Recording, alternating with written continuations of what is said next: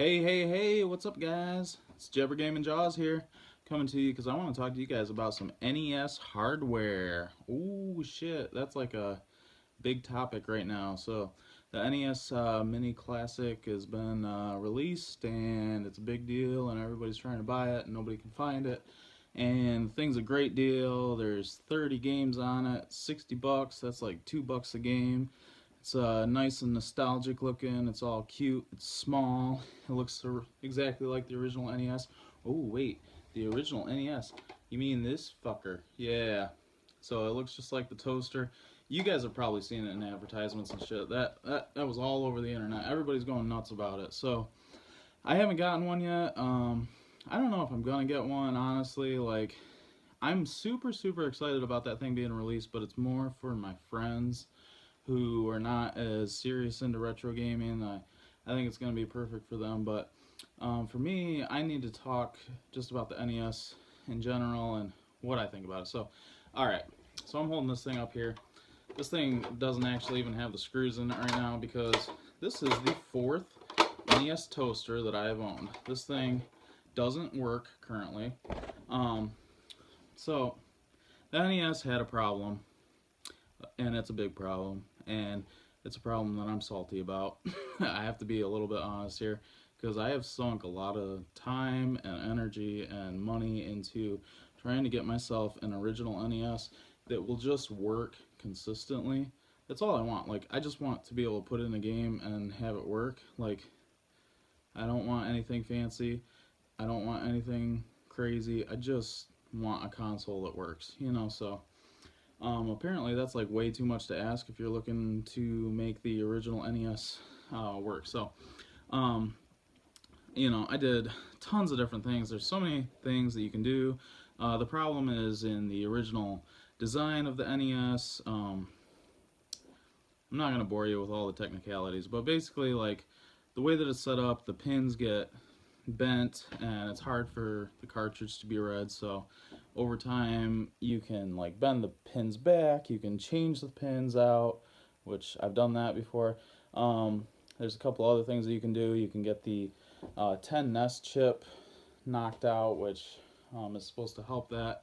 That was a pin that was put in place to basically keep games from out of the country, you know, being used on your console. So apparently if you take that out, sometimes that'll work and making the game works a little bit better.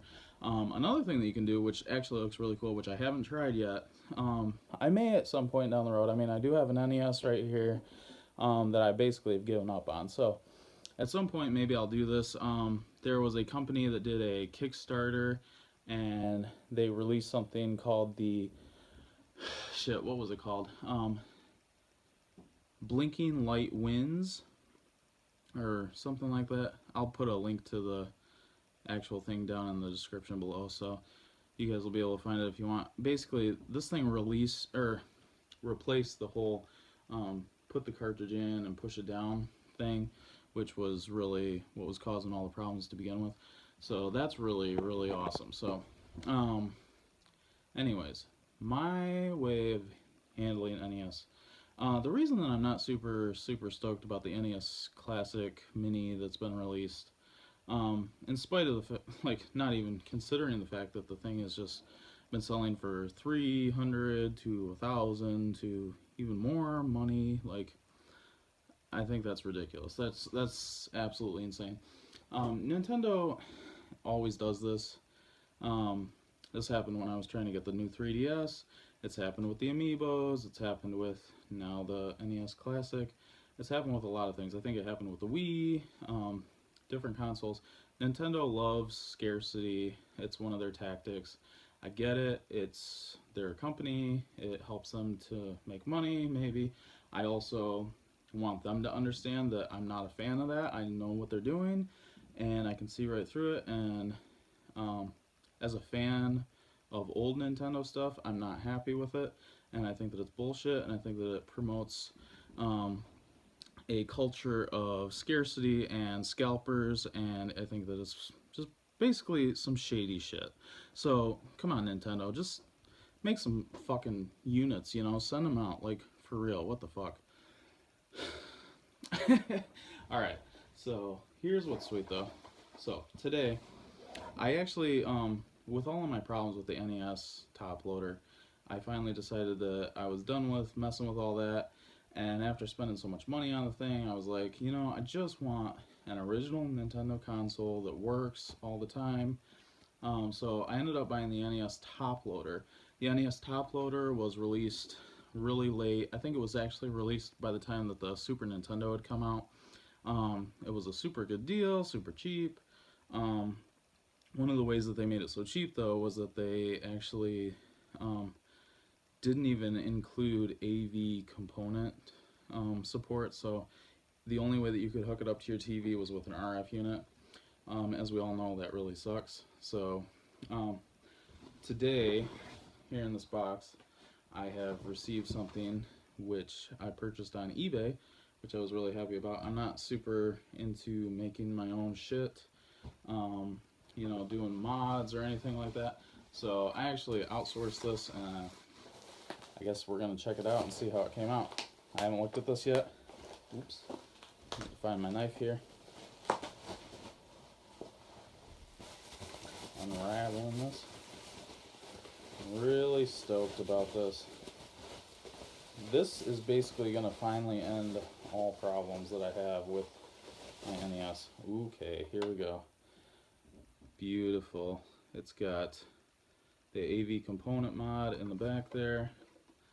And another mod that it has is for there to be a light underneath here when it's turned on, powered on. I'm super excited about this.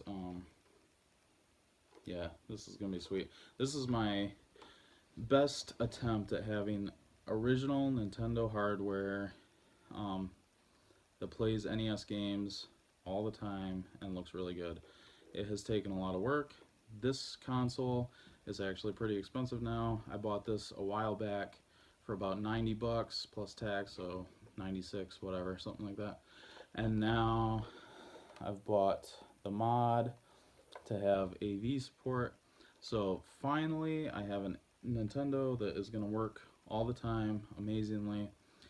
I'm so happy with how much this works. Like every single time that I put a cartridge in here, it works. Unless the cartridge is dirty, that's the only thing that gets in the way. So this is great. This is amazing. For all of you guys who are not super into collecting or super into the original NES, like I'm all about you guys getting the NES Mini Classic. It comes with 30 amazing games. Like, how can you go wrong? They're about $2 a piece if you really price it out. And those games, if you bought them in cartridge form, would be super, super expensive. You know, I prefer to play with original hardware. I just kind of want that most authentic feel that I can possibly get. At the same time, honestly, like, if I happen to see one a few months down the road at GameStop or whatever, I may still pick it up, because it's cool and it's got HDMI support, and I can hook it up to my TV in my main room. And you know, if I don't feel like going upstairs to play games in the old game room right here, then you know, I can play it right down in the living room. So that would be kind of cool. So I'm not opposed to it or anything. And I definitely think for a lot of people it's awesome. I think that it's a good move for Nintendo. It's going to get a lot of people interested in retro gaming. I have no idea what the effects are going to be. Like, is this going to make retro games more expensive, less expensive? Really, who knows? Like, there's a lot of speculation, but nobody really knows, honestly. So anyways, yeah, I basically just wanted to make this video because I am super, super excited about this. I really hope that it works well. I haven't tried it yet. Obviously, I just pulled it out of the box, so I'll be trying it, and I'm stoked. Gonna be playing some NES for sure over this Thanksgiving holiday. So alright guys, peace. Jabber Gaming Jaws out.